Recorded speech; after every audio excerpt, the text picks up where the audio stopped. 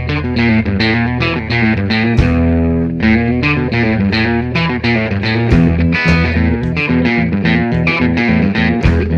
a todos e benvidos un día máis a Cotío. Como xa sabedes, o noso espazo de entrevistas en Badal Televisión. Hoxe, como podedes ver, estamos no Centro de Saúde de Avión para falar ca súa doutora, Laura Lozano, e para falar pois, un pouco de como está vivindo esta segunda ola de coronavirus aquí neste municipio e tamén para darnos algúns consellos para o uso correcto da máscara, que é pois quizáis un pouco unha das medidas máis importantes para intentar paliar esta pandemia. Que tal, Laura? Como estás? Hola, boas tardes. Bueno, contanos, sabemos que aquí en Avión pois houve algúns brotes, tanto na primeira onda como aquí na segunda. Como foi vivilo dende cerca, como foi a situación aquí? Bueno, pois sí, sobre todo tivemos brotes no verán.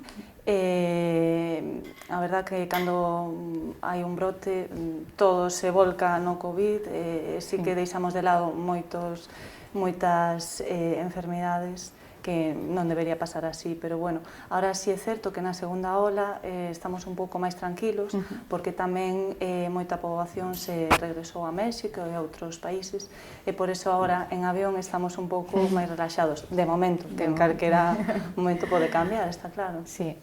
Bueno, vemos que nesta segunda ola sí que pois é verdade que os concellos da contorna, na comarca do Ribeiro ou do Carballiño, pois están sufrindo pois quizáis unhos datos un pouco máis difíciles ca na primeira. Por que crees que pode ser isto? Quizáis é porque agora se fan máis probas e se detectan máis casos e antes era un pouco máis descoñecemento, non?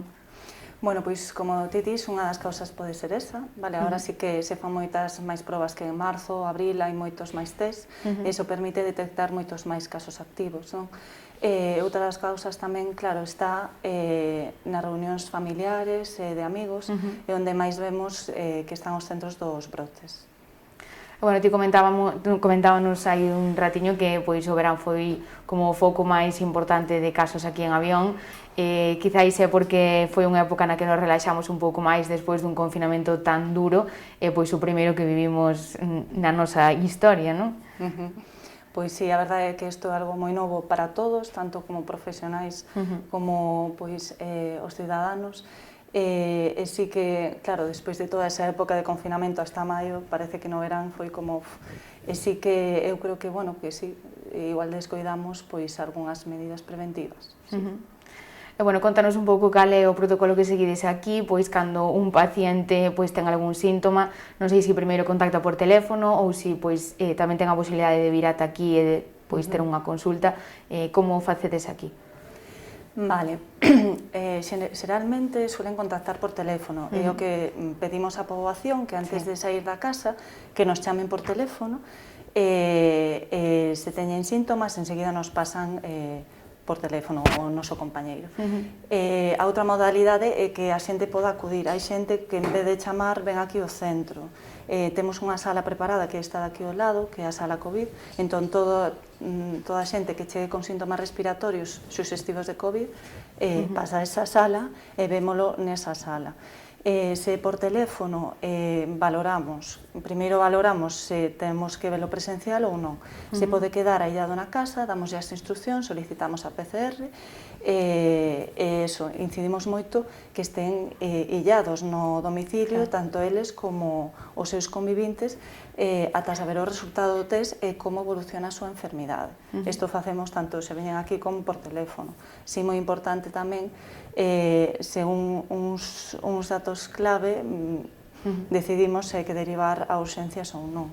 Claro, depende tamén moito da patoloxía previa que teñan e das dolencias previas tamén, claro. E, bueno, precisamente, pois, eses pacientes que están no seu domicilio, imagino que o seguimento neste caso, pois, teno que realizar ti como a doutora que hai aquí en Avión. Contanos como foi un pouco esa experiencia, tanto para eles, que, pois, quizáis necesitaban un pouco comunicación exterior ou tiñan dúbidas ou medos da enfermidade, porque, pois, é algo novo para todos, non? Sí, a verdade que sí. Bueno, hai de todo, non? Hai xente que o leva ben, bueno, pois... claro, evoluciona ben con síntomas e non lle costa estar na casa, e outra que sí, que todos os días che pregunta, podo salir da casa, eso, pero bueno, eu creo que é moi importante a nosa función dende o teléfono, como comunicarnos cos pacientes, eu creo que é moi importante, pois dende o ton de voz, que sexa algo tranquilo, porque iso influi moitísimo, eles o están a pasar mal, encima teñen que estar aillados da sociedade, non saben o que teñen, se iso vai a empeorar, e iso eu creo que os profesionais temos que telo moi en conta a hora do seguimento telefónico con estes pacientes, e sempre atentos a se aparece algún dato de alarma por se hai que derivar a urxencias, claro.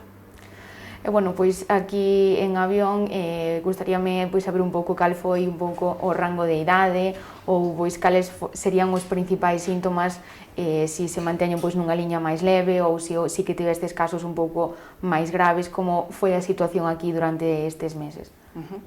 Vale, pois o rango de idade, si é certo que aquí a maioría da poboación ten de 60 anos para arriba, claro, eso xa é un sesgo, non? Pero sí que tuvemos contagiados de todas as idades, desde nenos ata media de idade, o sea, mitad 40 anos, 50, 60 e maiores, vale. Tuvemos de todo, pois xente maior que tivo síntomas leves, xente xoven que estivo peor, e tivo que ingresar, o sea, de todo tivemos. Sí que é moi característico, conta moito dor de corpo, artralxias, mialxias, dor musculares, das articulacións, a fiebre tamén, bueno, tos. Si é certo que logo tamén, eso é moi característico, non? Os datos que coñecemos todo, a tos, falta de aire, pero sí que dime conta que conta moito de eso de dor de corpo. Pero tamén logo hai algúns que se poden escapar, que teñen síntomas parecidos ao que era un resfriado, un pouquiño de moco, un pouquiño de dor de garganta, moitas veces non consultan porque dicen, ou consultan tarde, porque a mí parecíame un resfriado. Hai que estar moi atentos a eso tamén, porque na situación na que estamos agora, que empezan a aparecer xa moitas infeccións respiratorias, como é normal, é moi difícil distinguir que pode ser COVID e que non. Entón, eu invito sempre a consultar, mediante teléfono, se pode ser, principalmente, para falar con nós. E, bueno, pois non sei se de cara aos próximos meses, sabemos que veñen unhas datas importantes como son o Nadal, non sei se como profesionais tedes algunha previsión de se o ideal sería seguir restringindo ou se vamos a poder estar un pouco máis aliviados nese sentido. Claro, como te dis, o Nadal é unha data clave onde aumenta moitísimo as reunións familiares, de amigos, de traballo e todo eso. Entón, eso hai que telo moi en conta. Eu supoño que, bueno, non sei que restriccións haberá para lá, pero, bueno, hai que telo moi en conta porque xa de sempre, xaneiro é un mes moi forte en canto a infeccións respiratorias. Este ano, se somamos a COVID, entón, sí que hai que ter moi en conta eso. E, bueno, pois como comentaba ao principio, pois tamén nos gustaría un pouco falar da importancia da máscara facial, pois como un pouco unha barreira de protección, imagino, a súa importancia pois é grande, non?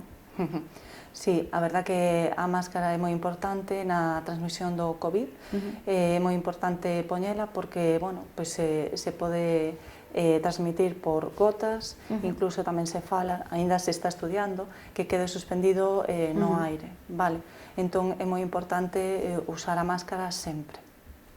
E, bueno, sabemos que pois moita xente por descoñecemento quizáis ou pois por decisións persoais non se toman pois as medidas adecuadas ou non a usan dunha forma correcta, pois entón imagino que sería pois prácticamente ineficaz o seu uso neses casos, non?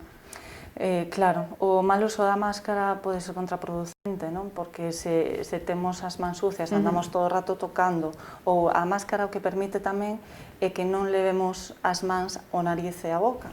Claro, e se temos a máscara mal posta, estamos manoseando todo, ao final podémonos contaxiar máis. Entón, é moi importante usar ben a máscara. E, bueno, dada esa importancia, non sei se ti nos poderías ofrecer pois un pouco unha pequena clase de cal sería pois a forma axeitada de colocala para que sexa o todo eficiente que debe selo. Vale. Bueno, pois é moi importante, primeiro de todo, lavar ben as mans, vale, con auga e xabón ou xel hidroalcohólico que teñamos nese momento. Despois, se usamos unha máscara cirúrxica, como a que levamos nós, hai que mirar que o lado máis oscuro vai para fora, vale, que isto había moitas dúbidas ao principio, que helado, tal, e ainda agora vemos que se poñen mal, entón é moi importante o lado máis oscuro sempre para fora. E logo outro dato que estou vendo tamén moita xente que o fai mal é que as máscaras cirúrxicas, bueno, as FFP2 tamén, algunha higiénica, teñen un ferriño que sempre vai cara arriba. Moita xente o pon cara abaixo, e iso provoca que a máscara, claro, se desplace porque non a podemos adaptar ben na nariz. Entón, o poñer a máscara, adaptalas ben nas orellas, vale, coas cintas, o ferro sempre cara arriba, e sempre moldear a nariz para que nos quede aí cómoda, porque senón facemos este xesto de moldear aí, vaise nos mover, e logo adaptala tamén aquí abaixo, vale, para que nos protexa todo. A partir de aí non deberíamos tocar máis a máscara, e se a temos que tocar, deberíamos primeiro lavar as mans antes e despois de manipulala. Tamén estou vendo, cando vou pola calle, ou incluso aquí no centro de saúde, que moita xente ao toser saca a máscara. É clave non sacar a máscara cando tosemos ou cando estornudamos, vale? Porque é cando máis risco hai de contaxiar, eso é importantísimo, vale? E logo todas esas posturas de baixar a cara aquí, eu sí que recomendo, se estamos tomando un café, temos que quitala un momentiño, collémola polas orellas, por aquí, retirámola un momento, comemos e volvémola por. E non a deixamos, tamén moita xente que a deixa por encima das mesas, a manipula, a saca por diante e a mete no bolsillo, eso tamén non estaría ben. E logo, para sacala, moi importante tamén, primeiro lavar as mans, sacala sempre desde atrás. E se a vamos a guardar, porque a podemos reutilizar, a máscara que estamos usando, sempre guardala nun sitio adecuado, vale? Pois hai xente que agora hai caixas, ou unha bolsa de tela, pero guardala nun sitio e non deixala por aí de calquera maneira, vale? É moi importante tamén o uso que facemos cando xa non vamos a usar a máscara, se pode lavar, vale, pois para lavar, pero se a vamos a tirar, que non a tiremos na calle, nos bosques, tamén. Sí. E, bueno, quizáis outra pregunta que nos facemos un pouco é pois esa eficacia en situacións, por exemplo, a xente que utiliza lentes de contacto ou que pois de algún xeito lle resulta incómodo e pois fan algún tipo de nudo na goma ou algún tipo de xesto que poida facer pois un pouco aberturas para os lados. Crees que eso pois tamén é un pouco ineficaz, que está restando a súa optimidade? Sí, é verdad, como dice, sí que vexo xente que pon como un nudo aquí e queda aquí un hueco, moito cuidado con eso, vale? Porque parece que ao facer aquí o nudo adaptas máis, pero para nada, porque hai máis hueco por aquí. Eu o que recomendo, porque si é certo que hai xente que o fai porque lle queda como floxa a máscara, eu fagolle un nudo aquí, vale? O que nesta parte faslle un nudo, e así xa adaptas mellor, vale, pero sigue adaptada a cara e non fai esas ondas, como dices tú, esos pliegues aí. Perfecto. Bueno, pois trasladaremos estas recomendacións aos nosos espectadores para que pois o fagan con uso eficiente.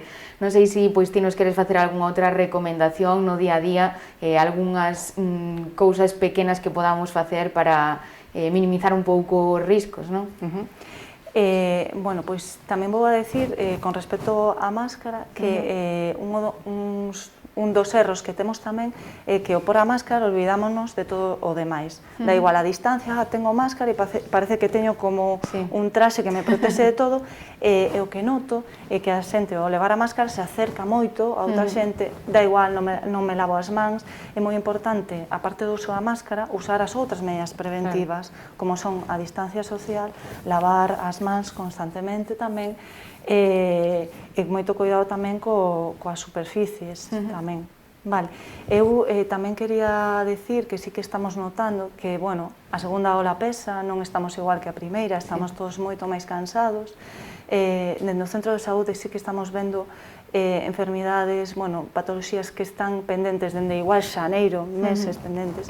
Quería decir que a atención primaria sigue aberta, seguimos aquí, é moi importante coidarnos, e para coidar o noso sistema inmune, estar fortes para o COVID e outras enfermidades, necesitamos coidar o noso benestar emocional, dormir ben, levar unha alimentación saudable e facer exercicio. Eu lles insisto moitísimo, hai xente que se reclúe na casa, xa non salgo, xa parece que se acabou o mundo.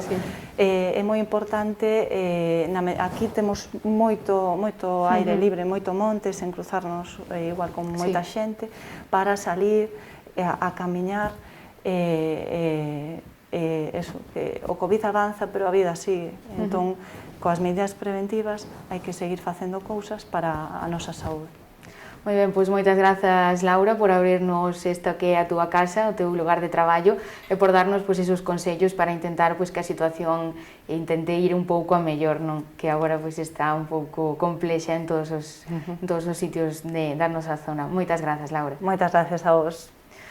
E, bueno, os nosos espectadores, moitas grazas por estar con nós e, bueno, recomendamos que sigan estas pautas, estes consellos que nos fixo esta doutora de avión para poder solucionar a situación na medida do posible. Moitas grazas.